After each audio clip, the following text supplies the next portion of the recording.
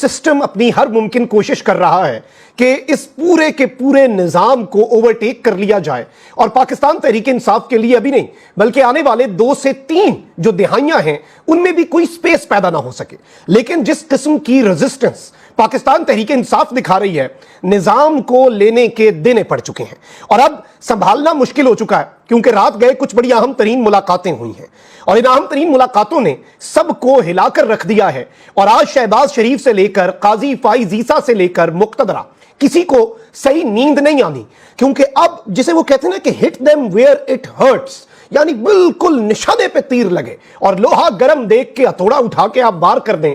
PTI ने वो strategy अपना ली है। इसके साथ ही साथ चूंकि अब सबके लिए एक नया चैलेंज तो पैदा हो चुका है, मौजूदा हुकूमत, हुक्मरान जमात निगरानों पे चढ़ दौड़ी है और ये अभी इन्होंने एक दूसरे पे चढ़ दौड़ना है। अभी तो ये आगाज है, आज भी इसी तरह का एक और वकूआ हो गया और निगरानों पर ऐसी चढ़ाई, अभी एक दूसरे को पकड़ेंगे ये, क्योंकि जाहिर बात है अवाम ने इन्हें को नहीं छोड़ना और बौखलाहट में ये भी बहुत कुछ करेंगे। इसके साथ ही साथ हुकूमत तो शहबाज शरीफ की है, नारे कप्तान के लगे हैं। पाकिस्तान ने सैटेलाइट लॉन्च का जो इवेंट है एक माइलस्टोन है, लेकिन उस इवेंट को विजुअल देख रहे थे शहबाज शरीफ साहब भी बैठ के लाइव, वजीर आजम है पाकिस्तान के, लेकिन जो नारे लग गए हैं इमरान खान के, आप अंदाजा ही नहीं कर सकते कि कितनी कमाल ये चीज है।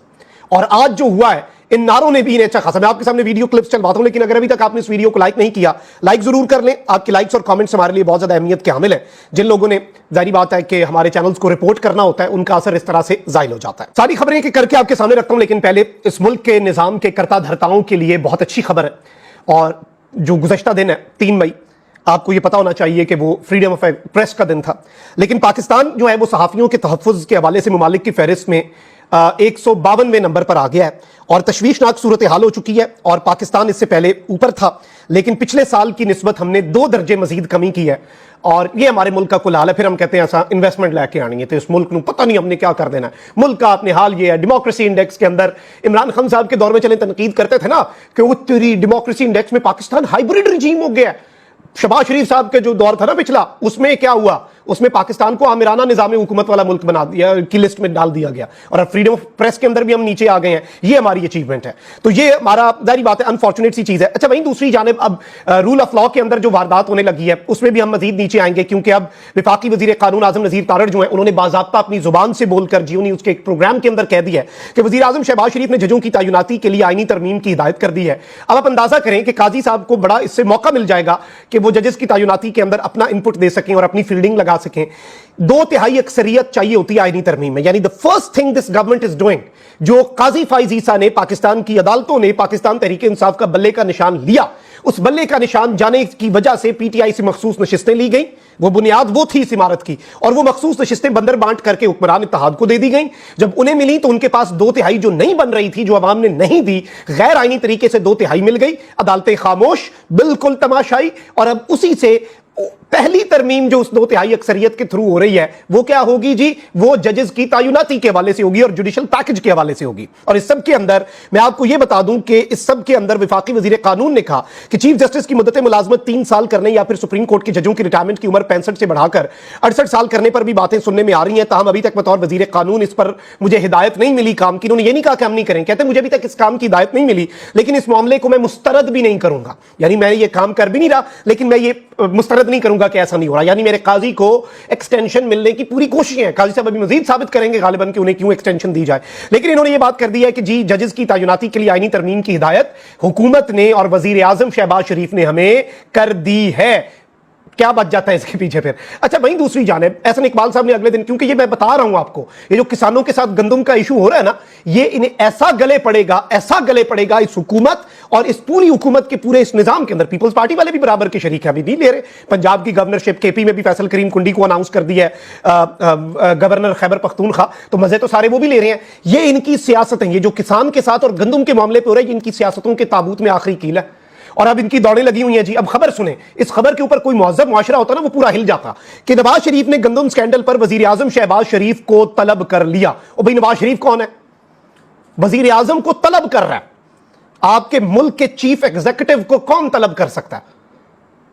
यह खबर ही जो पाकिस्तान के मेन स्ट्रीम मीडिया में चलाई जा रही है मुज़हिका खेज, भूंडी, और जियो कह रहा है कि जी नवाज शरीफ की जेर सदारत जाती उमरा में इजलास हुआ, नून लीग के कायद ने कहा कि मुल्क में गंदम का बहरान पैदा करने वालों को नहीं छोड़ा जाएगा। आपकी हिम्मत है, आप वो निगरान है, उन्हें लाने वाले आपको लाने वाले हैं, आप उन्हें छोड़ना क्या, आपको उनके आगे हाथ भी जोड़ने पड़ जाएंगे। एक निगरान जो था ना नवाज शरीफ साहब, आपका भाई वजीर आजम था, उस निगरान जो निगरान वजीर आला था, जब वो निगरान से प्रमोट हुआ और विफाकी वजीर दाखिला बना, तो आपका भाई जो है वो कहता था मैं वजीर आजम हूं, मैं सेक्रेटरी दाखिला लगाऊंगा। बाद में उसी निगरान को कॉल करके माफी मांगी। सरेंडर कर रहे हैं आप लगातार और फिर कहते हैं हम करेंगे। अच्छा जी, एहसन इकबाल साहब ने कह दिया कि ये इनकी नाअहली है। अब गंदम स्कैंडल पर साबिक निगरान वजीर आजम अनवारुल हक काकड़ और मुस्लिम लीग नून के रहनुमा हनीफ अब्बासी के दरमियान भी तलक कलामी हुई और इस्लामाबाद के एक होटल में इनके दरमियान जो है गुज़श्ता रोज तलक कलामी हुई। साबिक निगरान वजीर आजम अनवारुल हक काकड़ ने हनीफ अब्बासी से कहा कि मुझे गिरफ्तार करने आए हो। हनीफ अब्बासी ने जवाब दिया कि प्रोग्राम में मैंने हक बयान किया। यानी बेसिकली अनवारुल हक काकड़ ने कहा कि हनीफ अब्बासी कौन है,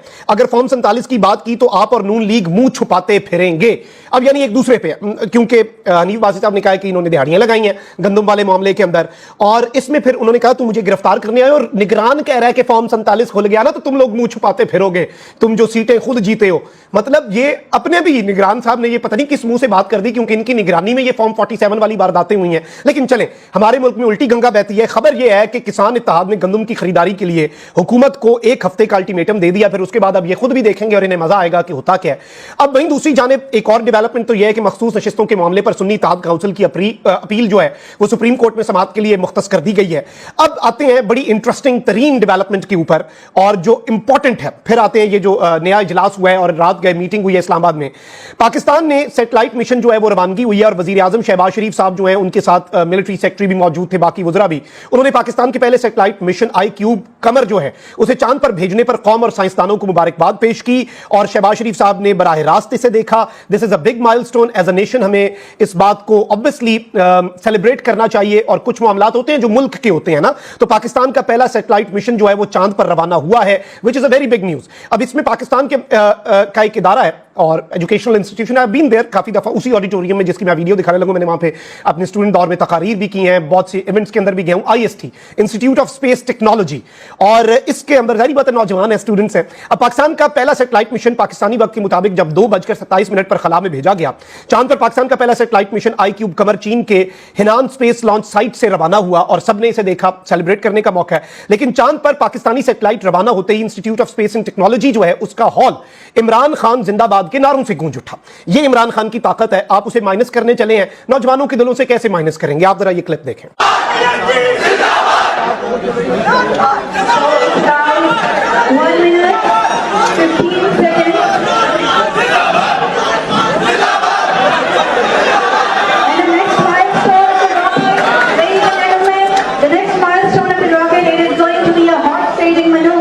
जी तो नाज़रीन करम, आपने ये क्लिप देखा, इसके बाद तो पीछे कुछ नहीं रह जाता। अच्छा, वहीं दूसरी जानिब इस्लामाबाद के अंदर एक बड़ा अहम इजलास हुआ है कि ऐसे वक्त पे जब काजी फाइज ईसा साहब अकेले होते जा रहे हैं और वो एक्सटेंशन के पीछे बहुत से ऐसे काम कर रहे हैं जो कि काजी साहब के अपने ऊपर बहुत से सवालिया निशान खड़े कर रहे हैं। ऑपोजिशन ग्रैंड अलायंस ने इस्लामाबाद में अदलिया की आज़ादी से मुतल्लिक एक सेमिनार मुनक्किद करने का फैसला कर लिया है। ग्रैंड अलायंस के रहनुमाओं की एतजाज एहसन की रिहाइश का आमद हुई। एतजाज एहसन को सेमिनार में शिरकत की दावत दी। मुलाकात में साबिक विफाकी वजीर फवाद चौधरी साहब भी मौजूद थे, यानी वो दोबारा एक्टिव हो चुके हैं। ऑब्वियसली PTI के वक्त में तो ऑफिशियली वो एक तरह से थे या नहीं थे, लेकिन ग्रैंड ऑपोजिशन का जो तहरीक तहफ़्फ़ुज़ आइन है उसके वक्त में थे। अच्छा लगा फवाद चौधरी साहब को दोबारा एक्टिव देखकर पॉलिटिक्स के अंदर। जिस तरह के हफ्ज़दा माहौल में जो कुछ भी हुआ था वो अब एक बुरी याद ही बन गया हम सबके लिए, और लोगों ने बहुत सफर किया, हमने भी किया, सहाफ़ियों ने भी किया, सियासतदानों ने भी किया। अब चलें, कुछ उम्मीद पैदा हुई है। अब इस सब के अंदर ये जो सेमिनार है इसकी बहुत ज्यादा सिंबॉलिक इंपॉर्टेंस है और इससे शहबाज शरीफ से लेकर काजी से लेकर मुक्तदरा के शहर इक़्तिदार के अंदर अदलिया की आज़ादी पे एक स्ट्रेंथ दिखाए तहरीक तहफ़्फ़ुज़ आइन का दिफा करना। और वो आइन की किताब लेके काजी अदालत पहुंचा था गोल्डन जुबली पे अपने चीफ जस्टिस को बताए बगैर। काजी फाइज ईसा साहब बाद में वजाहतें देते फिरते थे। आज जब उस आइन की पामाली हो रही है तो काजी साहब कहते हैं सब अच्छा है, कोई मुदाखलत नहीं हो रही। लेकिन अब प्रेशर जो है वो पाकिस्तान तहरीक इंसाफ ने बिल्ड करने का फैसला कर लिया हुआ है और पाकिस्तान तहरीक इंसाफ खुलकर पूरे तरीके से पूरे एक आप कह लें कि स्ट्रैटेजी के साथ, जैसे कहते हैं ना कि झपट के, पाकिस्तान तहरीक इंसाफ अब बैक टू बैक शॉट्स लगा रही है इस गेम के अंदर क्रिकेट के, और अगले को संभलने का मौका नहीं दे रही और प्रेशर जो है वो बिल्ड होता जा रहा है। लास्ट भी हमने देखा समाअत काजी साहब अंडर प्रेशर खेल रहे थे, ऑल्दो वो पूरी कोशिश की कि अटॉर्नी जनरल और काजी साहब मिलकर दलाइल दें। काजी साहब ने तो यहां तक कह दिया था ना कि मैं अटॉर्नी जनरल की जगह होता तो मैं ये बताता, ये ऐसे ही एक जज बैठा हो, दो वकील आके सामने बात कर रहे हो, और जज का बस ना चल रहा हो, जज कहे मैं इस वकील की जगह होता मैं तो ये दलाइल दे के केस जीत जाता, तो वो वकील कहेगा ठीक है जज साहब 1 मिनट दे, मैं फिर से ये दलाइल दे देता हूं। यानी जज ने जब सोच लिया हो, फिर पीछे क्या बचता है, फिर पीछे क्या रह जाता है? हमारे मुल्क की एक अनफॉर्चुनेट रियलिटी है, हमारे मुल्क का ये अलमिया है।